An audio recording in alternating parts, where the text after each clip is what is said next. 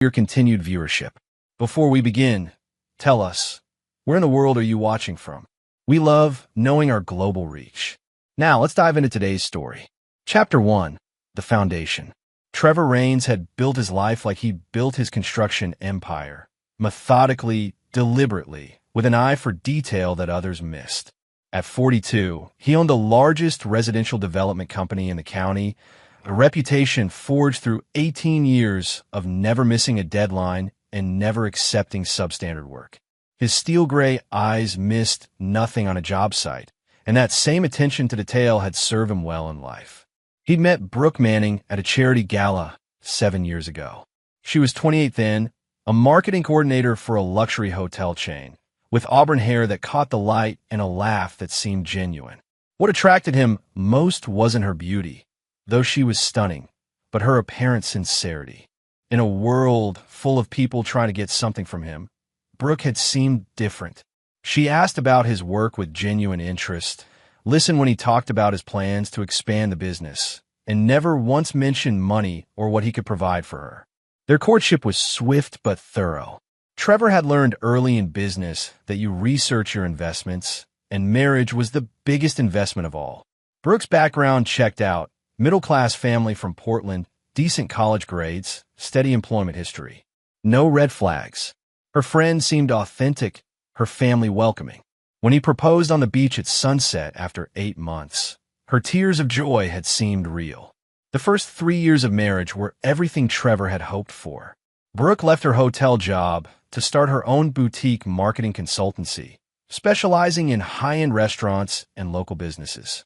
Trevor supported her completely, providing startup capital and helping her find office space in the downtown district he was redeveloping. She was successful, driven, and passionate about her work. They traveled together, hosted dinner parties, and talked about starting a family. But Trevor's keen eye for detail began picking up inconsistencies around year 4. Small things at first: client dinners that ran unusually late, weekend strategy sessions that couldn't be interrupted, a new secretiveness about her phone. Brooke had always been social and outgoing, but her explanations for her increasing absences felt rehearsed. Her boutique consultancy was doing well, but not well enough to justify the new designer clothes and jewelry that appeared in her wardrobe. The changes were subtle enough that most husbands might have dismissed them, but Trevor Raines had built a multi-million-dollar business by noticing what others missed. When a subcontractor was skimming materials, Trevor caught it in the inventory discrepancies. When a project manager was cutting corners on foundation work, Trevor spotted it in the concrete delivery schedules. And now, those same instincts were telling him that something was very wrong with his marriage. Trevor's childhood had taught him that people would disappoint you if you let them. His father had abandoned the family when Trevor was 8, leaving his mother to work 2 jobs to keep their apartment.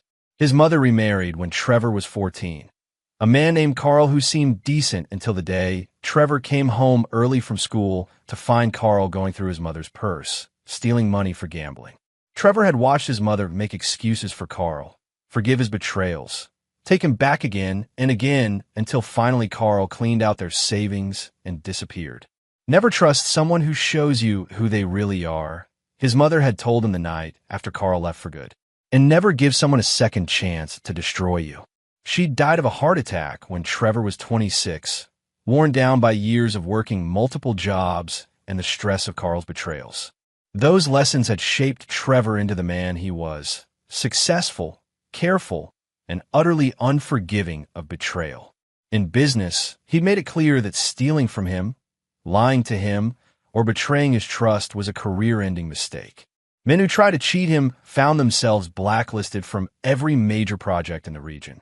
Companies that broke contracts discovered that Trevor's network of contacts was deeper than they'd imagined. But he'd allowed himself to believe that marriage would be different. That Brooke will be different. As he sat in his home office on a Thursday evening, reviewing the day's project reports, Trevor heard Brooke's car pull into the driveway. She was 3 hours later than she'd said she'd be, returning from what she described as a client crisis at Romano's, an upscale Italian restaurant downtown.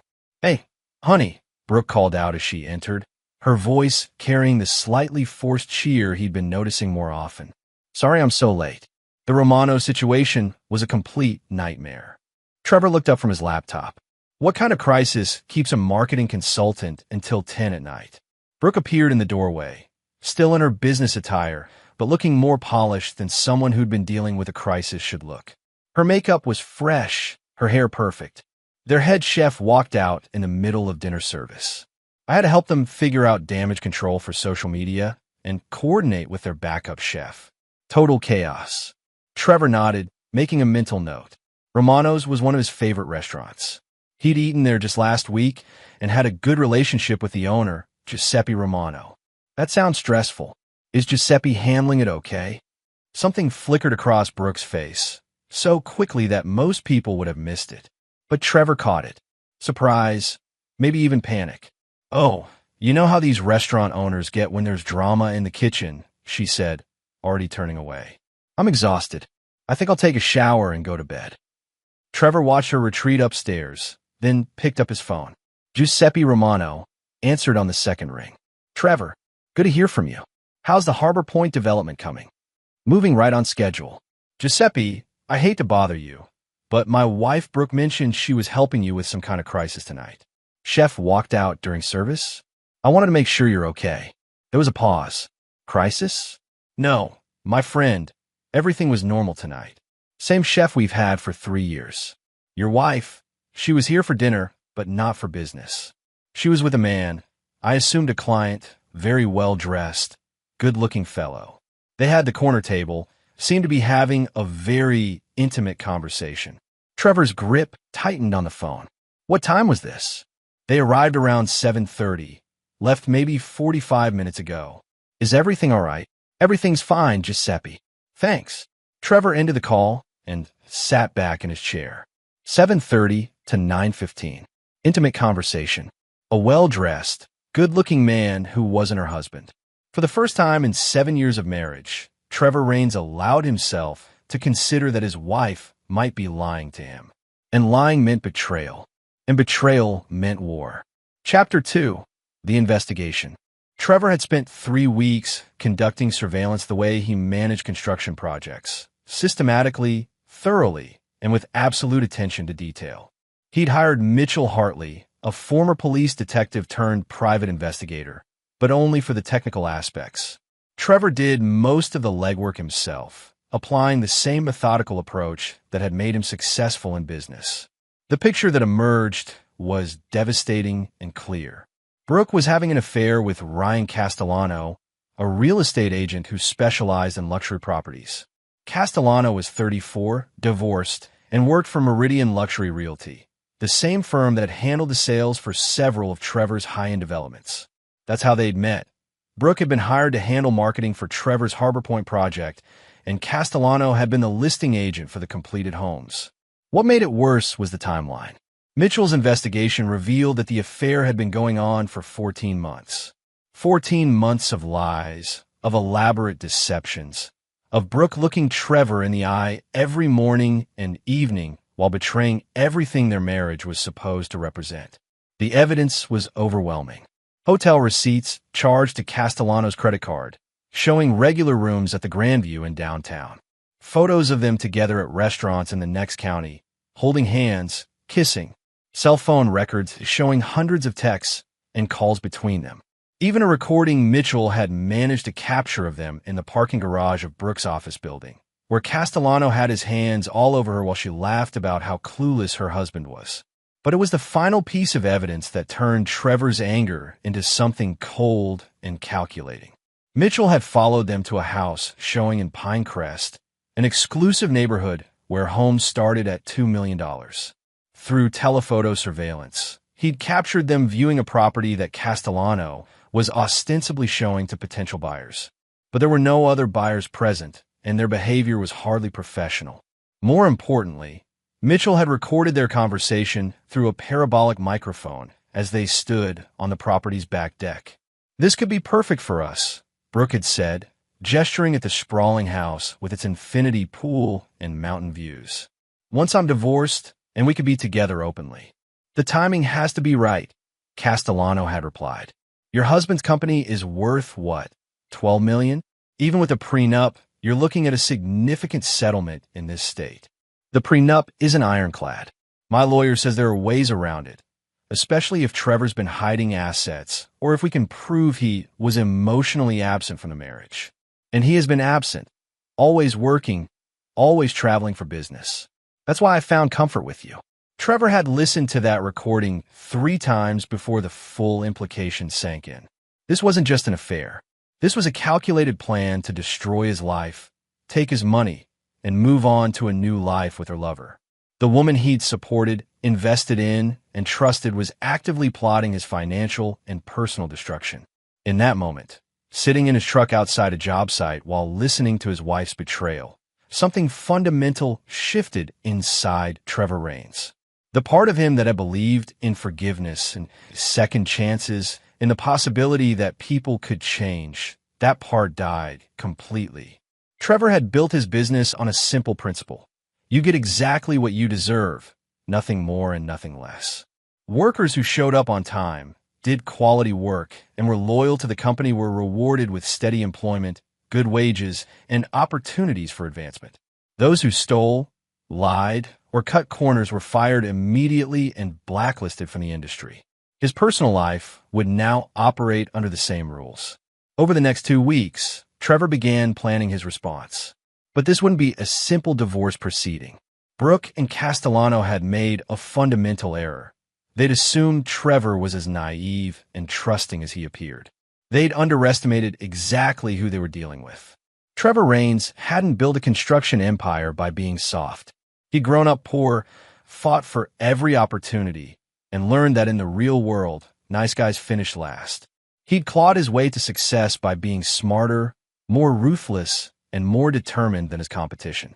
Men who tried to undercut his bids found their projects mysteriously plagued with permit delays and inspection problems. Contractors who poached his workers discovered that their own best employees were suddenly receiving better offers elsewhere. But this was different. This was personal. Trevor's plan began with research.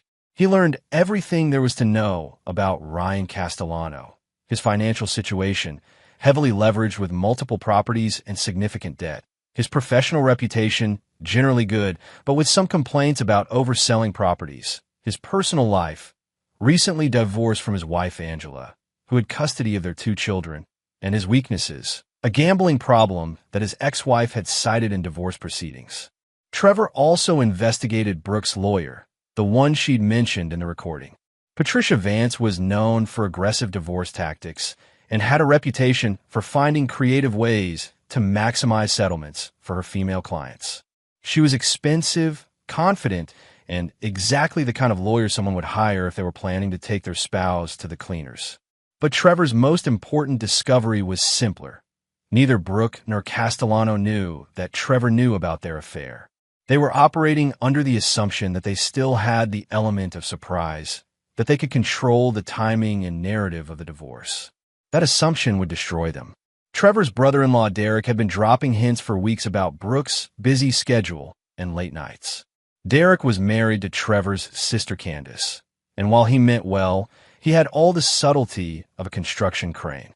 Trevor had been dodging Derek's increasingly obvious attempts to have a serious conversation about Brooke, but now he realized Derek's clumsiness could be useful. Trevor's 43rd birthday was approaching, and Candace had been planning a family party at their house. Trevor suggested they move it to his place instead and that they invite some of Brooke's friends and colleagues as well.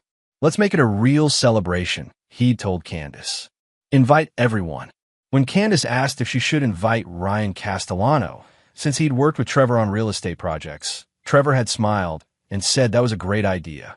As Trevor finalized his plans, he found himself thinking about his mother's final words about betrayal. She'd been right about Carl, right about second chances, right about the importance of seeing people for who they really were. Brooke and Castellano were about to learn that Trevor Raines had been paying very close attention. Chapter 3. The Setup. The week before his birthday party, Trevor moved through his daily routine with the precision of a man executing a complex construction project. Every conversation, every action, every seemingly casual decision was calculated to position his targets exactly where he needed them. On Monday, He had lunch with Giuseppe Romano, ostensibly to discuss a potential restaurant location in Trevor's newest development. But Trevor had another agenda. "Giuseppe, I need to ask you a favor," Trevor said as they finished their meal. "I'm having some people over for my birthday Saturday night, and I'd love to have some of your famous tiramisu. Could your pastry chef make something special?" "Of course, my friend." "How many people?" "About 20. And, Giuseppe, there might be some business discussed. I'm thinking about partnering with someone on a new project, and this party could be where we make it official. If things go well, there could be a substantial restaurant opportunity in it for you." Giuseppe's eyes lit up. Trevor's developments always included profitable commercial spaces. What kind of partner? Real estate. Someone who really understands luxury properties. Trevor paused, as if the thought had just occurred to him. "Actually, you know Ryan Castellano? He'll be there Saturday. If you could find a way to mention that property we looked at in Pinecrest, the one with the mountain views, that would be helpful. Maybe ask him about it, like you're considering it for yourself." Giuseppe nodded enthusiastically. Trevor had just planted the first seed. On Tuesday, Trevor called Patricia Vance's law office, using a voice modulation device he'd borrowed from Mitchell. He identified himself as someone interested in her services for a complex marital situation involving significant assets. "I understand you specialize in cases where the wife needs to, shall we say, maximize her position," Trevor said, affecting a nervous tone. "My situation is delicate. My husband doesn't know I'm considering divorce, and I need to understand my options before I make any moves." The receptionist scheduled a consultation for the following week. Trevor would never attend, of course, but the appointment would serve another purpose. He'd specifically requested a time when he knew Brooke would be free and mentioned that he'd heard about Vance through a friend who was very happy with her recent settlement. On Wednesday, Trevor visited his bank and made a very public withdrawal of $50,000 in cash. He made sure the transaction was witnessed by several people, including the bank manager, and mentioned that he was considering a significant investment opportunity that required immediate liquid capital. On Thursday, Trevor had coffee with his accountant, Linda Walsh, and mentioned that he was thinking about restructuring some of his business assets. "There might be some big changes coming," he said. "I'll need to move some things around to take advantage of a new opportunity." Linda nodded, used to Trevor's occasional business pivots. "Should I prepare anything specific? Just be ready. I might need some documents prepared quickly next week." By Friday, Trevor had created a web of conversations and planted expectations that would all converge at Saturday's party. Everyone who mattered, Giuseppe, Patricia Vance's office, the bank, his accountant, even Derek, had pieces of information that would seem significant when combined with what would happen at the party. Saturday arrived clear and warm. Trevor spent the day preparing his house for the party, setting up the backyard, arranging catering, and making sure everything was perfect. Brooke had been unusually attentive all week, perhaps sensing that something was different about Trevor's mood. She'd even suggested canceling her Saturday morning client meeting to help with party preparations. "Don't be silly," Trevor had told her. "You work so hard. Take your meeting, and I'll handle everything here." Brooke's meeting, Trevor knew, was actually a rendezvous with Castellano at their usual hotel. Mitchell had confirmed the reservation. Trevor wanted them to have their usual morning together. It would make the evening more delicious. At 6 o'clock, guests began arriving. Trevor's sister Candace and Derek came first, followed by neighbors, business associates, and several of Brooke's friends from the marketing world. Giuseppe arrived with an elaborate tiramisu and immediately began circulating, playing his part perfectly by asking several people about the beautiful property in Pinecrest with the mountain views. Ryan Castellano arrived at 7:15, looking confident and relaxed. He brought an expensive bottle of wine and made a point of congratulating Trevor on another successful year. Trevor shook his hand warmly and introduced him to several people as one of the most talented real estate professionals I know. Brooke was radiant, playing the perfect hostess, charming everyone with her stories and laughter. Trevor watched her work the room, noticing how carefully she avoided being alone with Castellano, how she maintained exactly the right amount of professional distance when they spoke. At 8:30, Trevor gathered everyone in the living room for toasts and cake. Derek, as predicted, had been drinking and was in an expansive mood. "Before we do cake," Derek announced, "I have to say something about my brother-in-law here. Trevor, you work too damn hard, man. I mean, your wife works late constantly, too. What is it, Brooke, for nights a week now?" Trevor saw Brooke's smile tighten slightly. "Derek, you know how marketing is. Restaurants and bars need attention when they're actually busy." Right. Derek nodded sagely. "It's just funny, you know. At the birthday party, my brother-in-law joked, 'Your wife works late a lot these days.'" The room laughed politely. Trevor maintained his smile, watching Brooke's face. "She does work incredibly hard," Trevor said. "Though I have to admit, sometimes I wonder what kind of crises require so much personal attention." Brooke laughed, but Trevor caught the flash of nervousness in her eyes. "He's so clueless and dumb to notice anything," she said, and the room erupted in laughter at her playful jab at her husband. Trevor laughed along with everyone else, then stood up smoothly. "Well, since we're sharing jokes," he said, walking to the bookshelf where he'd placed a manila folder earlier that day, "I have something for my dear wife." He handed Brooke the folder with a smile. "Open this." The laughter in the room began to fade as Brooke looked at the folder, confusion replacing amusement on her face. She opened it slowly, and Trevor watched as her face turned pale. Inside were photographs. Brooke and Castellano at Romano's restaurant. Brooke and Castellano at the Grandview Inn. Brooke and Castellano viewing the house in Pinecrest.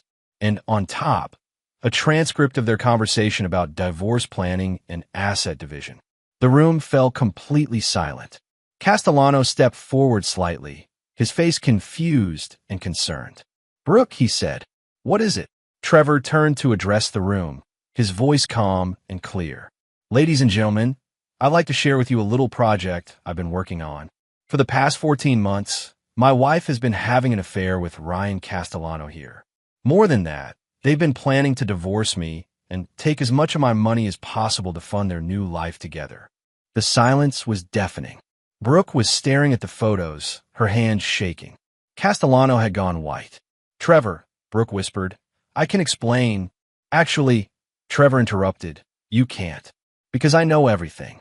Every hotel room, every lie, every conversation about how clueless I am and how much money you think you can steal from me." Trevor looked around the room at the shocked faces of his guests. His sister Candace was staring open-mouthed. Giuseppe was nodding slowly, as if pieces were falling into place. Derek looked like he wished he'd never made his joke. "The party's over," Trevor announced. "Thank you all for coming to help me celebrate not just my birthday, but my liberation from a lying, cheating wife." As guests began to move toward the door in stunned silence, Trevor turned back to Brooke and Castellano. "You two stay," he said quietly. "We need to talk." Chapter 4. The Revelation. The last guest departed in uncomfortable silence, leaving only Trevor, Brooke, and Ryan Castellano in the living room. The remnants of the birthday party, half-empty wine glasses, crumpled napkins, Giuseppe's elaborate tiramisu barely touched, seemed to mock the celebration that had just imploded. Brooke sat on the edge of the couch, the folder of evidence scattered across the coffee table in front of her. Her face had gone from pale to flushed as the shock wore off and was replaced by desperation. Castellano stood near the doorway, looking like he wanted to bolt, but knowing that running would only make things worse. "Trevor, please," Brooke began, her voice shaking. "Let me explain." "Explain what?" Trevor's voice was eerily calm as he loosened his tie and sat down across from her. "Explain how you've been lying to me for over a year? Explain how you've been planning to divorce me and steal my money? Or explain how you call me clueless and dumb while you were screwing another man?" Castellano cleared his throat. "Trevor, I think I should." "You should sit down and shut up," Trevor said without looking at him. "You'll get your turn." Castellano remained standing but fell silent. Brooke tried a different approach, her tears beginning to flow. "It wasn't supposed to happen like this. Ryan and I, we connected. I never meant for it to go this far." Trevor picked up one of the photographs, the one showing Brooke and Castellano kissing in the restaurant. "This doesn't look like an accident, Brooke. This looks like two people who are very comfortable with each other." 14 months, comfortable. How did you? She started, then stopped herself. How did I find out? The same way I find out everything that matters. I pay attention. Trevor set the photo down carefully. Did you really think I wouldn't notice the changes? The late nights, the new clothes, the way you started hiding your phone?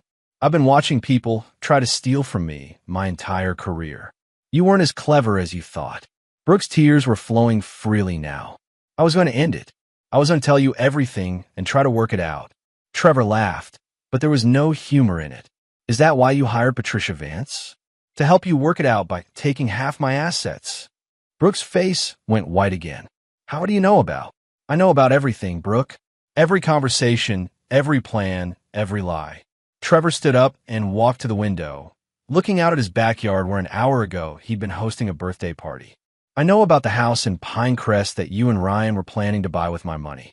I know about his gambling debts and how convenient it would be for him to marry a wealthy divorcee.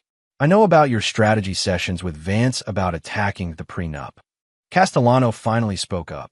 Look, Trevor, I think there's been a misunderstanding. Trevor turned around slowly. The only misunderstanding is yours, Ryan. You thought you were dealing with some clueless businessman who would roll over and play dead when his wife decided to screw him over. You thought wrong. I never meant for this to hurt you, Castellano said. It just happened. It just happened. Trevor's voice rose for the first time. 14 months of hotel rooms and restaurants and houses shopping just happened. Planning my wife's divorce strategy just happened. Trevor walked over to where Castellano was standing. The real estate agent was taller, but Trevor's presence filled the room. You know what I think happened, Ryan? I think you saw an opportunity. A lonely wife with access to serious money, married to a man who traveled for business. I think you calculated exactly how much my company was worth and exactly how much Brooke could walk away with in a divorce. That's not. Shut up.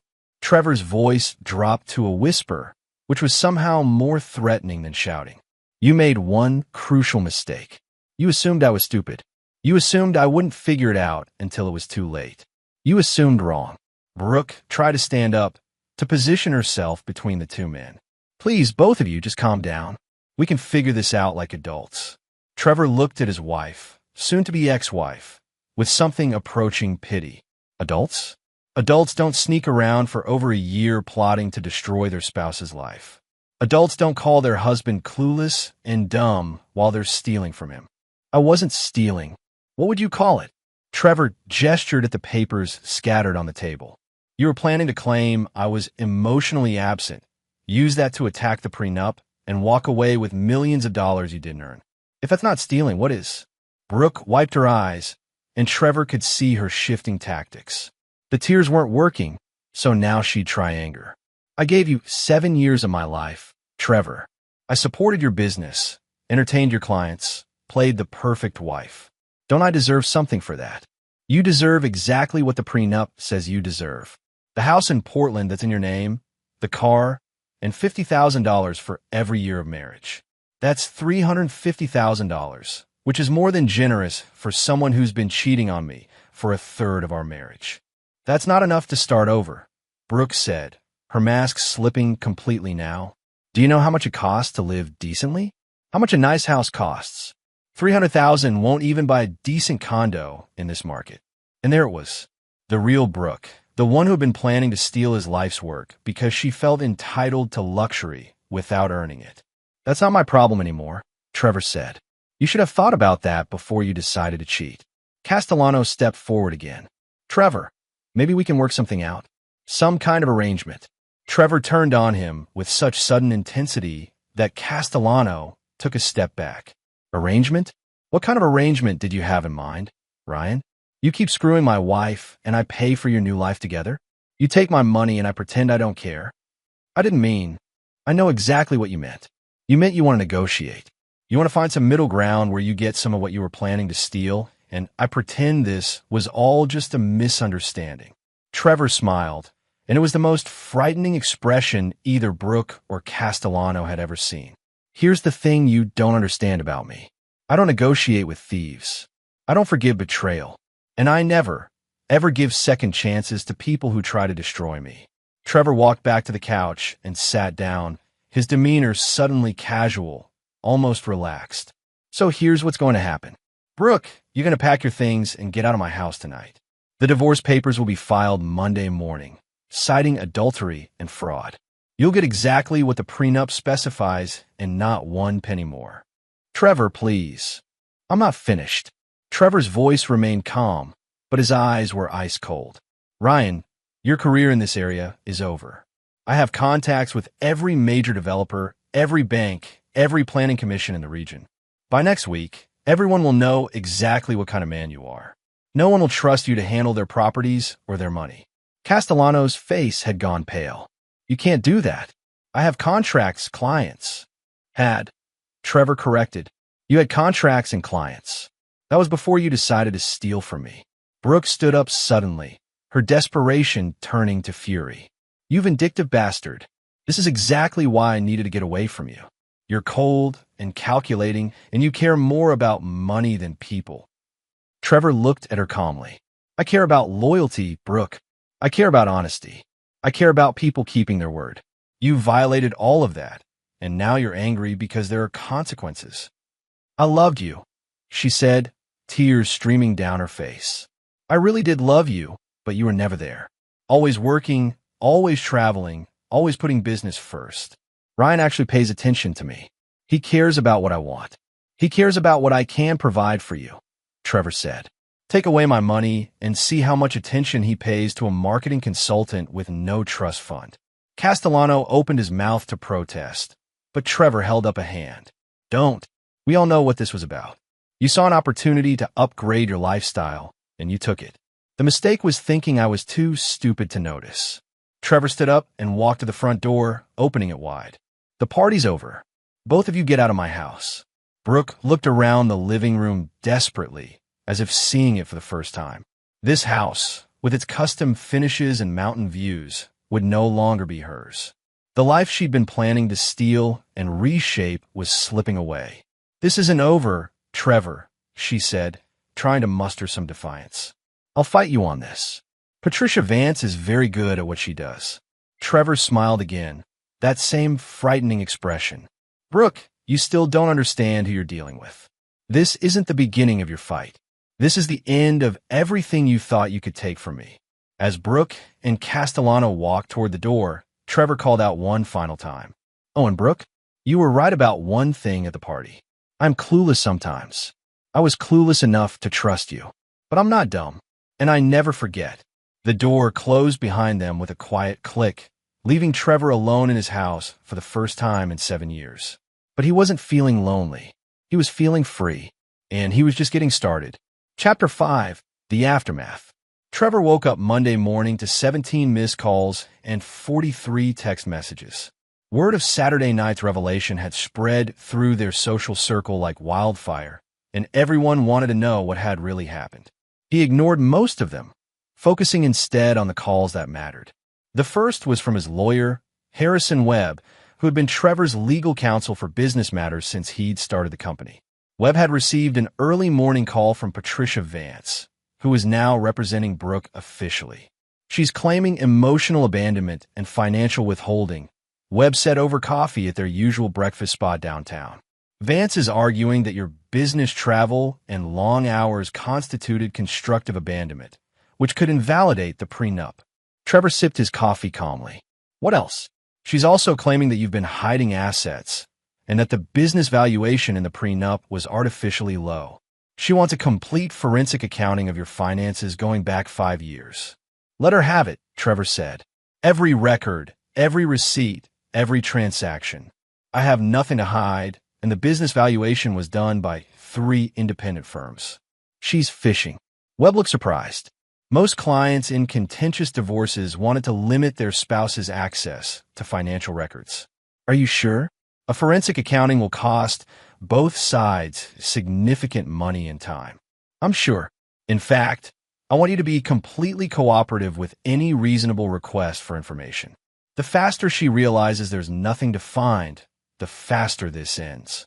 What Trevor didn't tell Webb was that he'd spent the weekend making sure his financial records were not just clean, but would reveal something very interesting about Brooke's recent activities.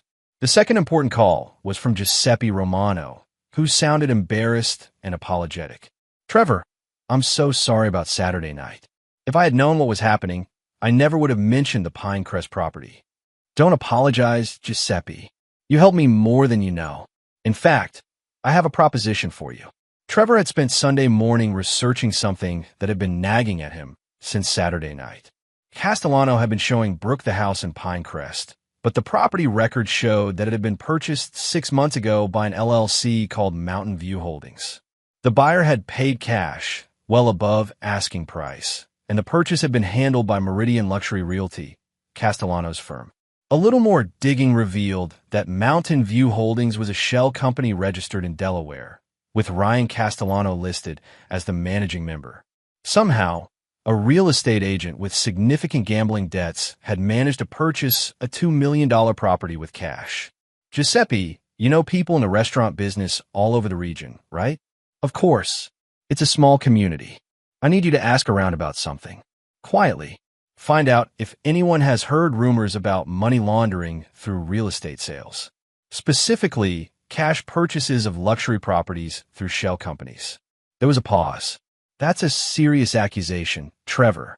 I'm not accusing anyone of anything yet. I'm just curious about how a man with Ryan Castellano's financial profile could afford to buy a $2 million house with cash." Giuseppe agreed to ask around discreetly. Trevor suspected that Castellano's sudden wealth wasn't from real estate commissions alone. The third call was the most satisfying. Mitchell Hartley had spent the weekend doing additional surveillance and had discovered something interesting. "Your wife didn't go home Saturday night," Mitchell reported. "She went to Castellano's apartment and hasn't left. But here's the thing. There's been a steady stream of visitors. Men in expensive suits, driving expensive cars. None of them looked like real estate clients." "How many visitors?" 6 different men since Saturday night. All well-dressed. All driving luxury cars with out-of-state plates. And here's the kicker. I ran the license plates. 3 of them came back to rental car companies, but the renters paid cash and used fake names." Trevor felt a familiar tingle of excitement, the same feeling he got when a complex construction project began to come together. "Keep watching. I want to know who these people are and what they want with Castellano." The fourth call came Tuesday morning from an unexpected source, Castellano himself. "Trevor, we need to talk." Castellano's voice was strained, desperate. "There are things you don't understand about the situation." "Such as?" "I can't discuss it over the phone. Can you meet me somewhere private?" Trevor was intrigued, despite himself. "Why would I want to meet with you?" "Because Brooke is in danger, and whether you believe it or not, so are you." Trevor agreed to meet Castellano at a construction site on the outskirts of town, one of Trevor's current projects that would be deserted on a Tuesday evening. He brought Mitchell along, positioned as a lookout, and wore a wire recording device. Castellano arrived looking haggard and nervous, constantly checking over his shoulder. Gone was the confident real estate agent who had shaken Trevor's hand at the birthday party. This man looked terrified. "Talk," Trevor said without preamble. "The house in Pinecrest, the one I showed Brooke, I didn't buy it legitimately. It was purchased with money that doesn't belong to me." "Whose money?" Castellano ran his hands through his hair. "There are people from Chicago, investors who needed to clean money through real estate purchases. I helped facilitate the transactions, took a percentage. It was supposed to be simple: buy properties with their cash, hold them for a year, then sell and return their money clean. Money laundering." "Yes, but something went wrong. The FBI started investigating some of their other operations, and now they're nervous about their assets. They want everything liquidated immediately, including the Pinecrest house." Trevor began to understand. "But you can't sell it immediately without taking a loss. And you've been using the house to impress Brooke, letting her think you owned it." "Exactly. And now they know about Brooke, about our relationship, about our plans. They think she's a liability, someone who could expose the operation." "What do they want?" Castellano looked physically ill. "They want their money back with interest. $2.5 million by Friday, or they're going to eliminate what they see as loose ends." "Meaning you and Brooke." "Meaning all of us. They know about the divorce, about Brooke's plans to get money from you. They think this whole thing is a setup, that maybe you're working with law enforcement. Trevor almost laughed.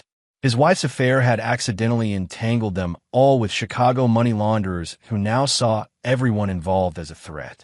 "What do you want from me?" Trevor asked. "Help me get the money. Lend it to me, and I'll pay you back once this is resolved. I know you hate me, but Brooke doesn't deserve to die because of my mistakes." Trevor considered this. His wife had betrayed him, planned to steal from him, humiliated him. By all rights, he should walk away and let her face the consequences of her choices. But Trevor Raines had built his success on being smarter than his opponents, not just more ruthless. And he was beginning to see an opportunity in this situation that was far more satisfying than simple divorce proceedings. "I'll help you," Trevor said finally. Castellano's relief was visible. "Thank you. I know this doesn't make up for what we did, but I'm not helping you out of forgiveness," Trevor interrupted. "I'm helping because this situation gives me leverage I didn't have before, and because I want to be the one who decides how this ends." Castellano looked confused. "What do you mean?" Trevor smiled, and once again it was that frightening expression that had become familiar over the past few days. "I mean that you and Brooke just went from trying to steal from me to owing me your lives. And I always collect on my debts." Chapter 6. The Trap.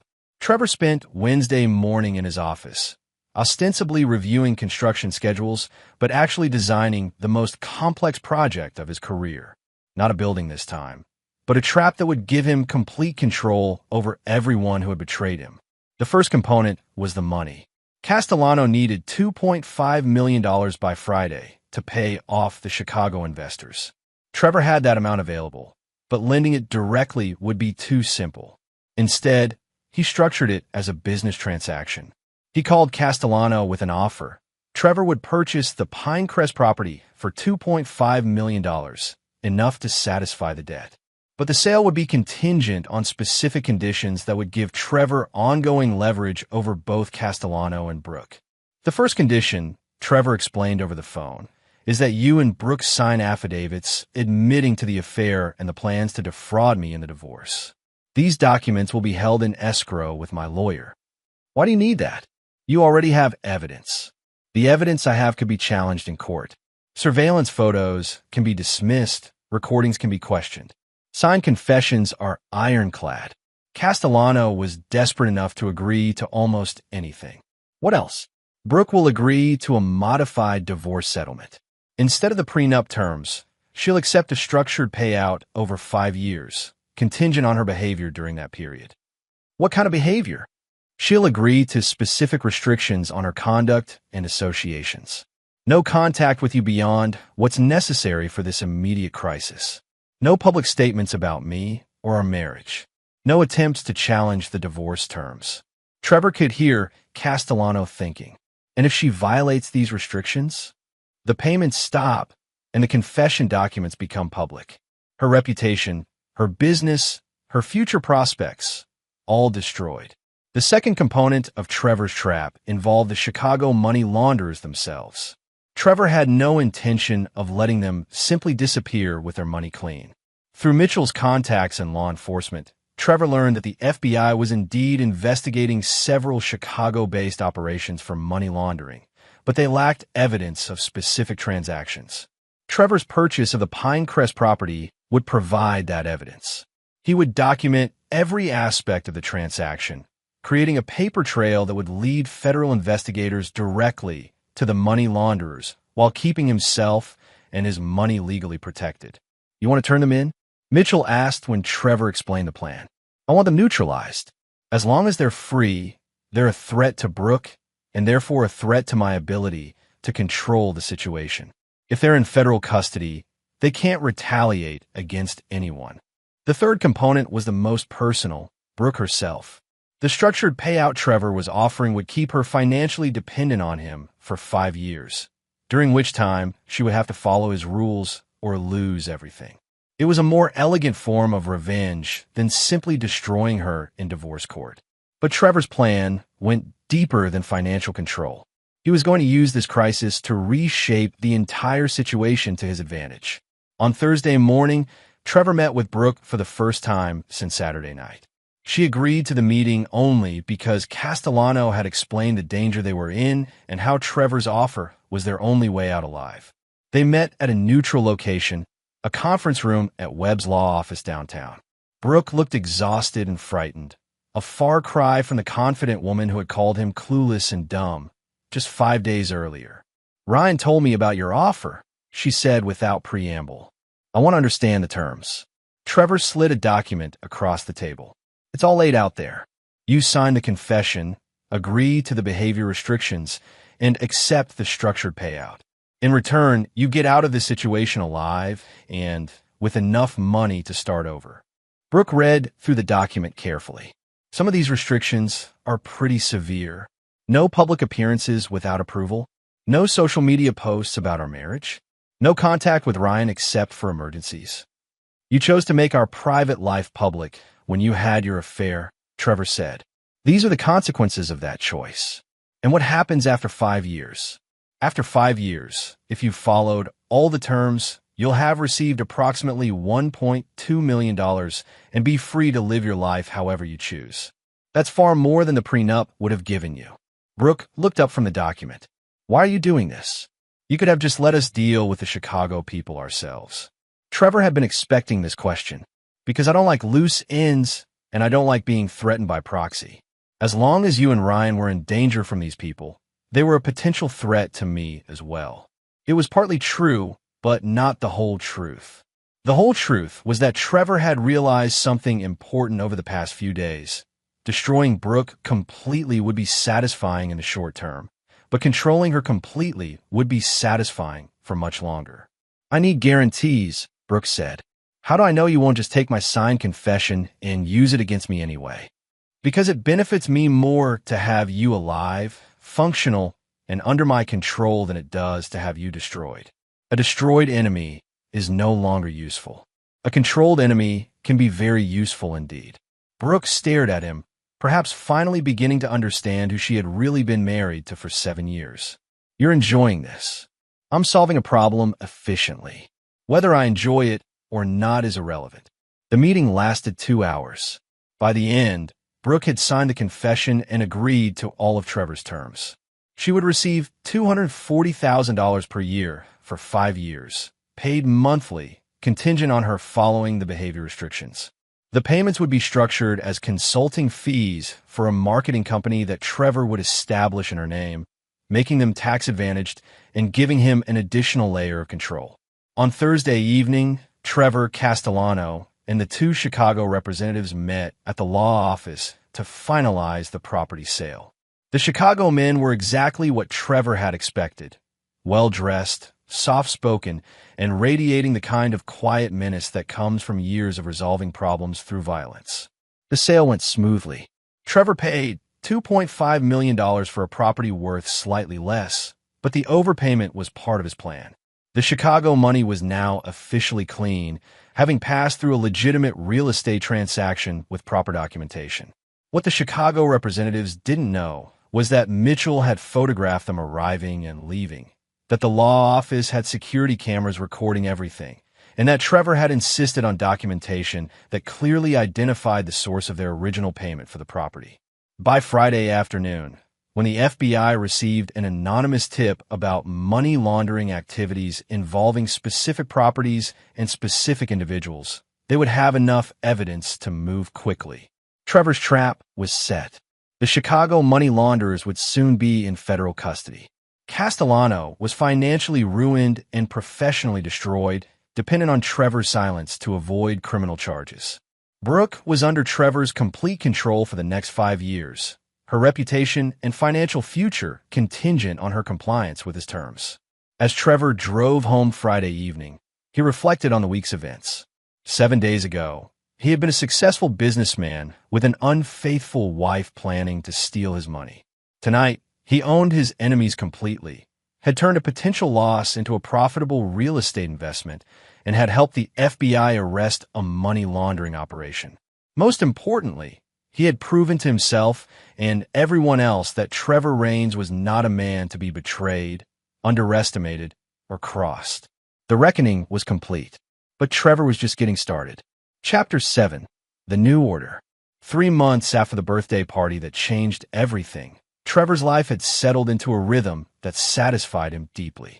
The FBI raids on the Chicago money laundering operation had made front-page news, with federal prosecutors calling it one of the most successful organized crime busts in recent years.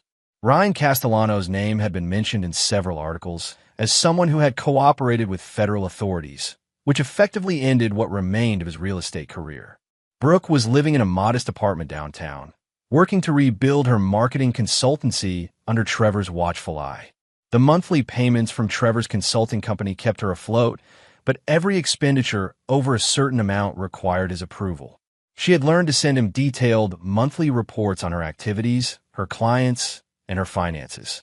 The behavior restrictions were working exactly as Trevor had intended. Brooke's social media presence had been carefully curated to avoid any mention of their marriage or divorce. Her public appearances were limited and pre-approved. Most importantly, she had maintained complete silence about Trevor's role in resolving the Chicago situation, understanding that any breach of their agreement would result in immediate financial ruin. But Trevor's control extended far beyond the formal terms of their agreement. He had systematically undermined Brooke's ability to rebuild her life independently by using his business connections to influence her professional opportunities. When Brooke pitched marketing services to Romano's restaurant chain, Giuseppe politely declined after a quiet word from Trevor. When she applied to join the Regional Marketing Professionals Association, Trevor's contacts on the board raised questions about her reliability during the membership review.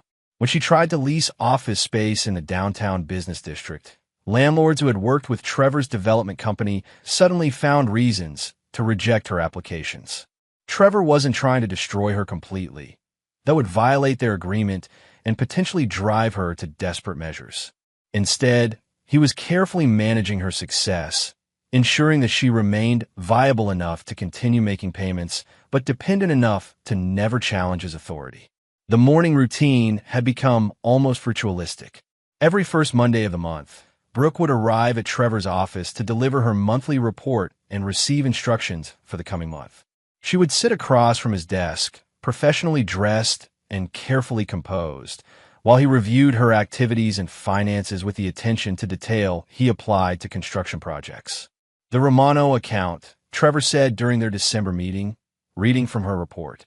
You marked it as a potential client, but noted they declined your services. Yes. Giuseppe said they were happy with their current marketing firm. Trevor made a note in the margin of her report. And the Westfield Mall project? Still pending. The decision committee wants to interview 3 more candidates before making a choice. Another note. Trevor knew that the Westfield project would be awarded to a firm whose owner owed Trevor favors from a previous development deal, but he didn't mention this to Brooke. Your expenses last month were reasonable, Trevor continued, but I noticed you had several dinners out that weren't marked as business expenses. Who were you dining with? Brooke's jaw tightened slightly. This was always the part of their meetings that tested her composure. Friends. Social dinners. Nothing that violates our agreement. I'm not accusing you of violating anything. I'm maintaining oversight of my investment in your stability. The language Trevor used was always carefully chosen. He never spoke to Brooke as an ex-husband or as someone exercising personal control over her life. Everything was framed in business terms, as if he were managing a particularly important construction contract. There is one matter we need to discuss, Trevor said, setting down her report. I understand Ryan Castellano has been trying to contact you. Brooke's carefully maintained composure slipped for just a moment. He's called a few times. I haven't responded. What does he want? I don't know. I haven't spoken to him since the property's sale. Trevor had actually been monitoring Castellano's communications through Mitchell's ongoing surveillance. Castellano was desperately seeking work, had been evicted from his apartment, and was apparently hoping to convince Brooke to help him financially. The irony wasn't lost on Trevor. The man who had planned to live off Trevor's money was now hoping to live off the money Trevor was providing to Brooke. He's become a liability, Trevor said. His cooperation with the FBI protected him from criminal charges, but it also marked him as unreliable in certain circles. People in this business don't trust someone who cooperates with federal investigators, even when that cooperation was necessary for survival. What are you saying? I'm saying that any contact with Ryan could reflect poorly on your own reputation. Guilt by association. Brooke understood. Trevor was telling her that maintaining any relationship with Castellano could jeopardize her financial arrangement.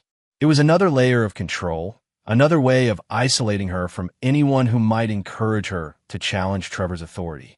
After Brooke left his office, Trevor walked to the window and looked out at the city skyline.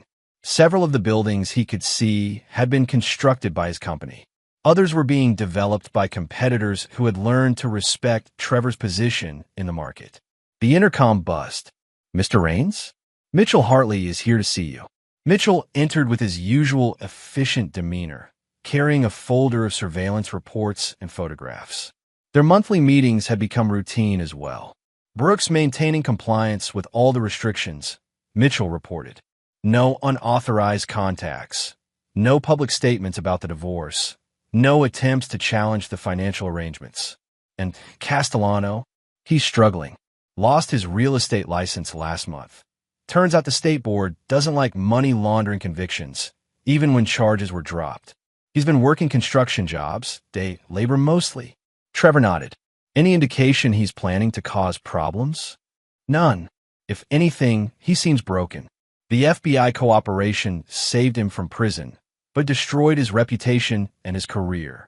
He's been asking mutual acquaintances about Brooke, but no one's telling him anything useful. Keep monitoring both of them. I want to know about any changes in their situations or behavior. After Mitchell left, Trevor returned to his desk and opened a different folder, one containing information about potential new business ventures. The money from the Pinecrest property sale had been reinvested in a commercial development project that was already showing strong returns. The monthly payments to Brooke were easily covered by the profits from that investment alone. More importantly, Trevor had discovered that he enjoyed the strategic aspects of his new arrangement. Managing Brooke's life, controlling her opportunities, maintaining leverage over her future. It satisfied something in him that simple business success had never quite achieved.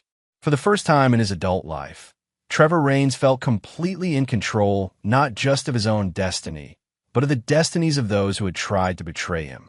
It was a feeling he intended to maintain for as long as possible. The reckoning had evolved into something more sophisticated than revenge. It had become a system of justice that would continue indefinitely, reminding everyone involved that actions had consequences and that Trevor Raines never forgot a betrayal. Chapter 8. The Test. In month 4 of their arrangement, Trevor received a call that would test whether his control over Brooke was as complete as he believed. Patricia Vance, the aggressive divorce attorney who had originally been representing Brooke, requested a meeting to discuss new developments in the case. Trevor agreed to meet with Vance at her office, bringing Harrison Webb as backup counsel. Vance's office was exactly what Trevor had expected. Glass and steel, expensive art, furniture designed to intimidate clients into accepting large legal bills. "Mr. Raines," Vance began, "I've been in touch with your ex-wife recently. She's expressed some concerns about the current financial arrangement between you two." Trevor remained silent, letting Webb handle the initial response. "My client's divorce settlement was concluded months ago," Webb said. "If Mrs. Raines has concerns about compliance, those should be addressed through proper channels." "The issue isn't compliance," Vance continued. "The issue is duress. Mrs. Raines has retained my services to explore whether she was coerced into accepting terms that were substantially different from what she was originally entitled to under state law." Trevor felt a familiar tingle of excitement. This was the kind of challenge he'd been expecting eventually. Brooke was testing the boundaries of their arrangement, probably hoping to find a way out of the behavior restrictions while keeping the financial benefits. "What specific claims of duress is she making?" Webb asked. Vance slid a document across the conference table. "Mrs. Raines alleges that she was threatened with physical harm by associates of Mr. Castellano's former business partners if she didn't accept the modified settlement terms. She claims that Mr. Raines used this threat to coerce her into signing away rights she was entitled to under the original prenuptial agreement. Trevor read through the document carefully. It was cleverly constructed, technically true in some respects, but misleading in others. Brooke had been threatened by the Chicago money launderers, and Trevor had used that situation to his advantage in structuring their settlement. But the document implied that Trevor had orchestrated the threats himself, which wasn't true. This is an interesting interpretation of events, Trevor said finally, but it's also provably false. How so? Trevor looked at Webb, who nodded. They had prepared for this possibility. Because I have documentation proving that Mrs. Raines knew about the Chicago situation before our divorce settlement was even discussed. I have recordings of her and Mr. Castellano discussing how to handle the money laundering discovery weeks before they approached me for help. This was a bluff, but a calculated one. Trevor suspected that Brooke and Castellano had been aware of the Chicago money source for some time before the crisis came to a head, and that Brooke's current legal strategy was based on the assumption that Trevor couldn't prove her prior knowledge. Vance's expression remained neutral, but Trevor caught a flicker of uncertainty. What recordings? Surveillance audio captured during the investigation of their affair. Mrs. Raines and Mr. Castellano discussed the money laundering situation and how it might affect their plans for our divorce settlement. They specifically talked about using any threats from Chicago as leverage to get better terms for me. This was a more significant bluff, but Trevor was confident in his reading of the situation. Brooke's legal strategy depended on portraying herself as an innocent victim caught up in Castellano's criminal activities. If she had prior knowledge and had tried to use the situation to her advantage, her claims of duress would collapse. I'd like to hear these recordings, Vance said. I'm sure you would. But they're currently part of an ongoing federal investigation into the money laundering operation. They won't be available for civil proceedings until the criminal case is concluded. Another bluff, but a reasonable one. The FBI investigation was indeed ongoing, and it was plausible that surveillance evidence would be restricted during active proceedings. Vance leaned back in her chair, clearly recalculating her strategy. Even if Mrs. Raines had prior knowledge of Mr. Castellano's activities, that doesn't negate claims of duress during the settlement negotiations. Actually, it does, Webb interjected. If Mrs. Raines entered into settlement negotiations knowing about the Chicago situation and hoping to use it to her advantage, she can't later claim she was coerced by that same situation. Trevor watched Vance's face as she realized that her client's legal position was weaker than she'd initially believed. The meeting continued for another 30 minutes, but Trevor could tell that Vance was already preparing to recommend that Brooke abandon this approach. After leaving Vance's office, Trevor drove directly to Brooke's apartment. Their monthly meeting wasn't scheduled for another week, but this situation required immediate attention. Brooke answered the door, looking surprised and slightly guilty. Trevor, I wasn't expecting you. I just came from Patricia Vance's office, Trevor said, walking past her into the living room. We need to talk. Brooke closed the door and turned to face him, her expression shifting from surprise to defiance. I have a right to explore my legal options. You have the right to do whatever you want, Trevor replied calmly, just as I have the right to respond to any violation of our agreement. I haven't violated anything. Consulting with an attorney isn't forbidden under our terms. Trevor sat down on her couch, making himself comfortable in a way that demonstrated his complete confidence in the situation. Consulting with an attorney isn't the problem, Brooke. Lying to that attorney about the facts is the problem. I haven't lied to anyone. Really? Did you tell Vance that you knew about Castellano's money laundering activities before the Chicago crisis came to a head? Did you tell her about the conversations you had with Ryan about using any threats as leverage in our divorce negotiations? Brooke's face went pale, confirming Trevor's suspicions about her prior knowledge. I don't know what you're talking about, she said, but her voice lacked conviction. Trevor pulled out his phone and played an audio file. It was actually a recording of a conversation between two of his construction workers discussing a job site problem, but he'd edited it to remove identifying context. To Brooke, listening from across the room, it could easily sound like a muffled recording of voices discussing legal strategies. That's from 3 weeks before you approached me for help with the Chicago situation, Trevor said, stopping the playback. Your voice and Ryan's, discussing how to use the money laundering discovery to get better divorce terms. It was a complete fabrication, but Brooke's guilty expression told Trevor that his guess about her prior knowledge had been correct. "You can't prove that's us," Brooke said weakly. "I don't have to prove it to you. I only have to prove it to a judge if you decide to challenge our agreement." Voice analysis, timeline verification, testimony from federal investigators about when various facts came to light. It would be a very thorough process. Trevor stood up and walked to the window, looking out at the city lights. "Here's what's going to happen, Brooke. You're going to call Patricia Vance and tell her that you've reconsidered your legal position. You're going to withdraw any claims of duress and confirm that you entered into our settlement voluntarily.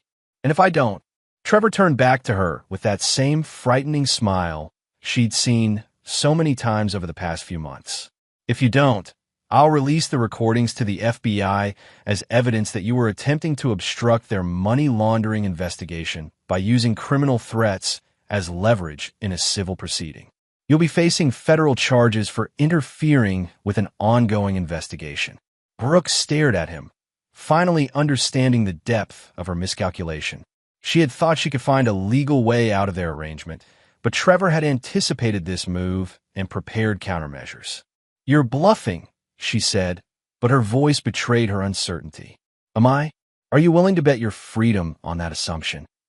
The room fell silent as Brooke realized that she had no good options.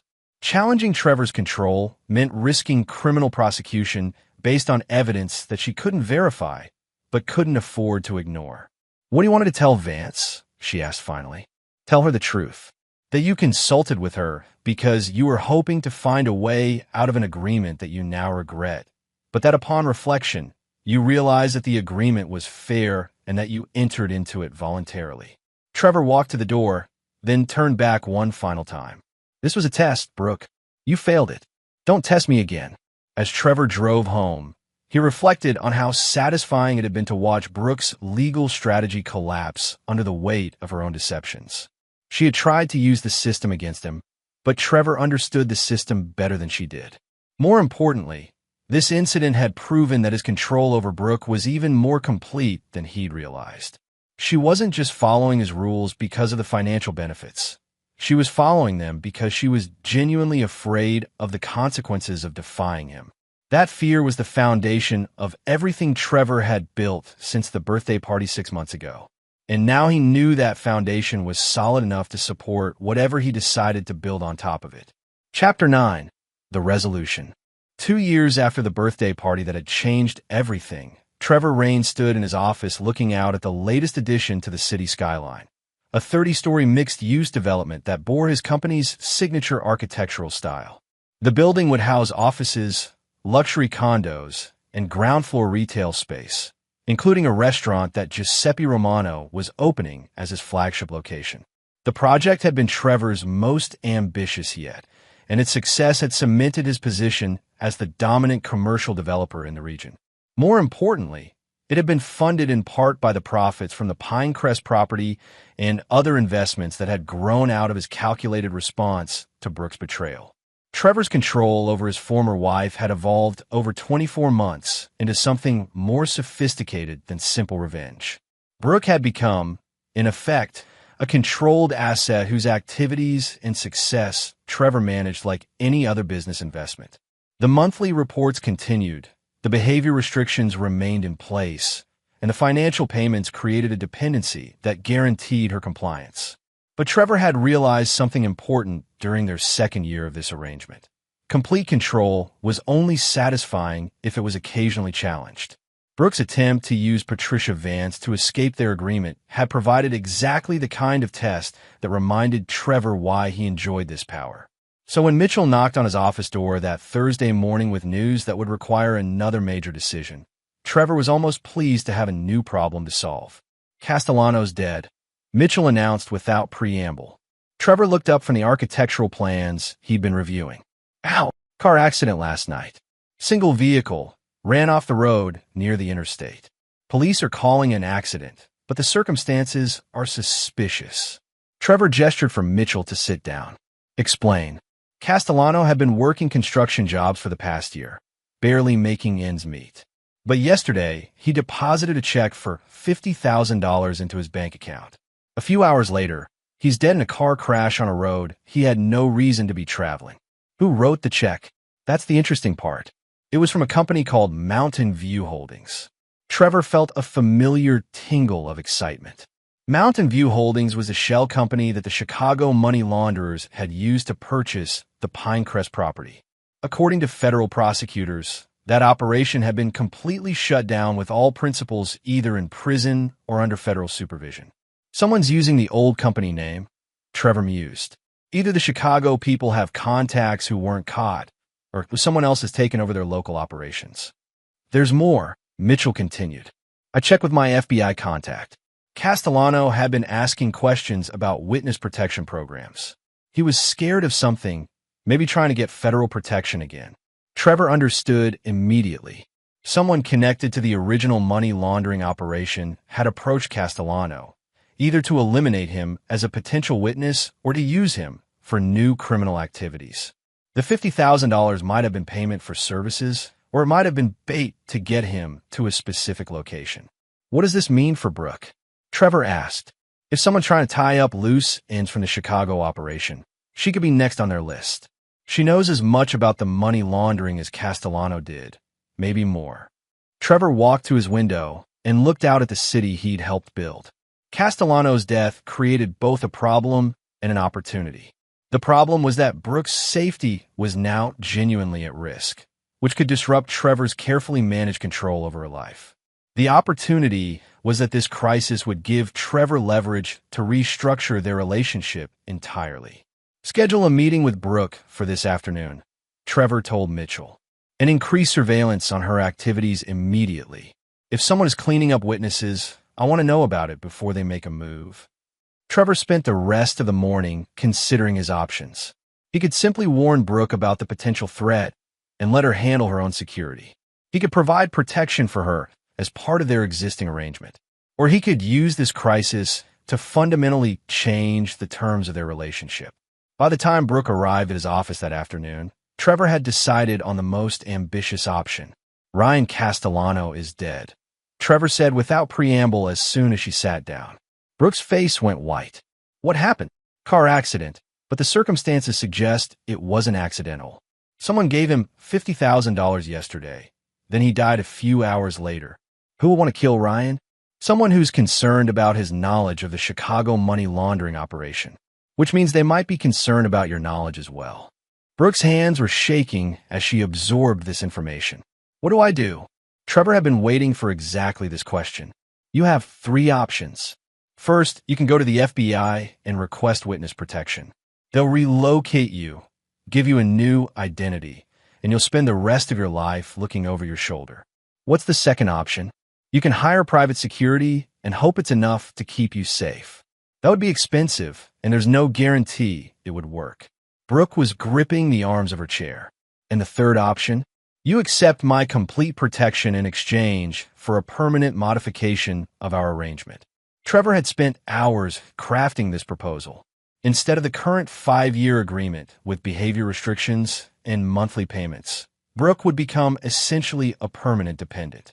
She would move into a secure property that Trevor controlled, accept a comprehensive security arrangement that he managed, and surrender any pretense of independence in exchange for complete safety. You want me to become your prisoner, Brooke said. I want you to become my responsibility. There's a difference. Trevor outlined the terms he'd prepared. Brooke would live in a luxury condo that Trevor owned in the most secure building downtown. Her movements would be monitored for security purposes, but she would be free to work, socialize, and live normally within those constraints. The monthly payments would continue indefinitely rather than ending after 5 years, but she would sign away any future claims to Trevor's assets or estate. Most importantly, the behavior restrictions would become permanent. No public statements about their marriage or divorce, no challenges to Trevor's authority, no contact with anyone who might threaten the security arrangement. This isn't protection, Brooke said. This is ownership. It's survival, Trevor replied.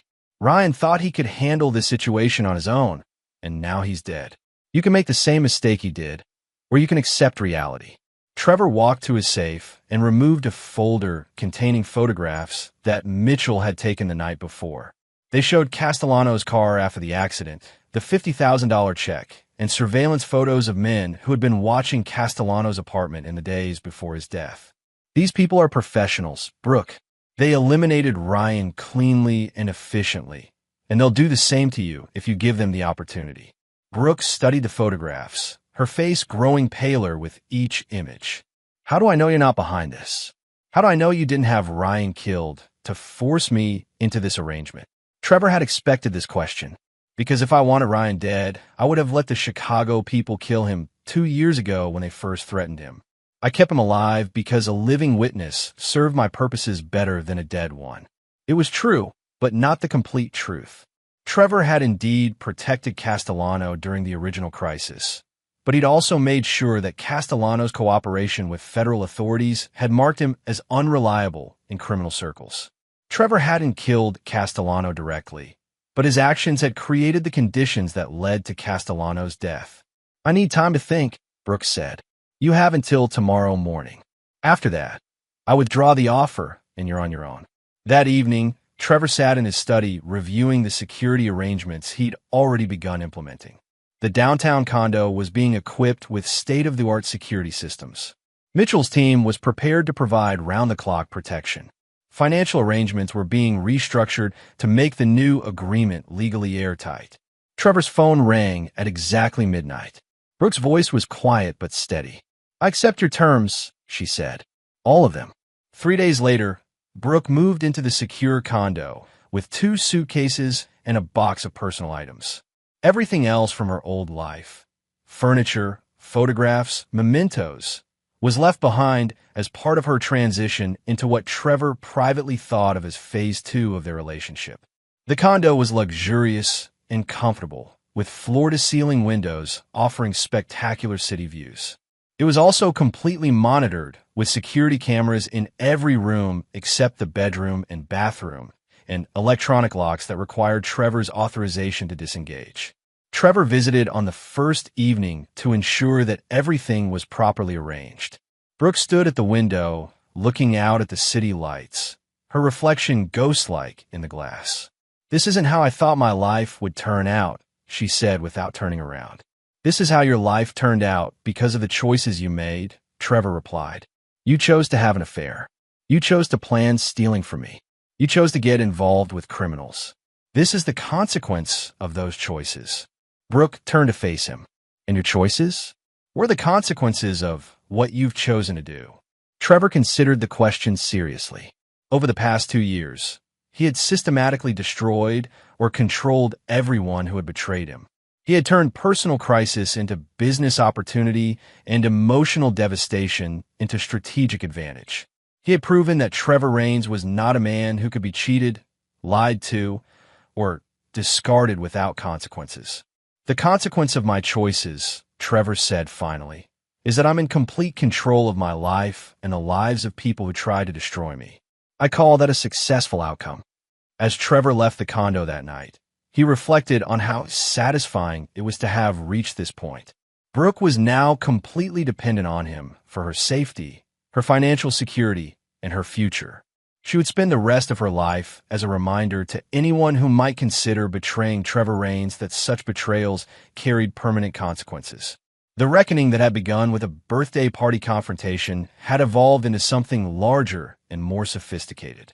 Trevor had created a system of justice that operated outside traditional legal frameworks, but with perfect efficiency.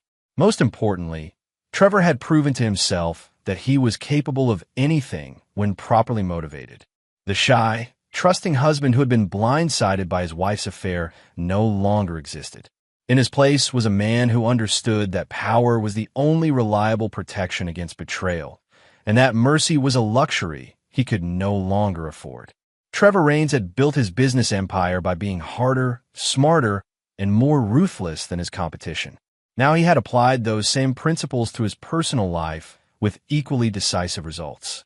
The birthday party had ended with laughter dying and faces turning pale. The reckoning ended with Trevor standing alone at the top of everything he surveyed, surrounded by the controlled ruins of everyone who had tried to destroy him. It was exactly the ending he deserved. And there you have it. Another story comes to an end. What did you think? I'd love to hear your thoughts in the comments below. If you enjoy this story, consider joining our community by subscribing. It means the world to us. For more stories like this one, check out the recommended videos on screen. And I'll see you there.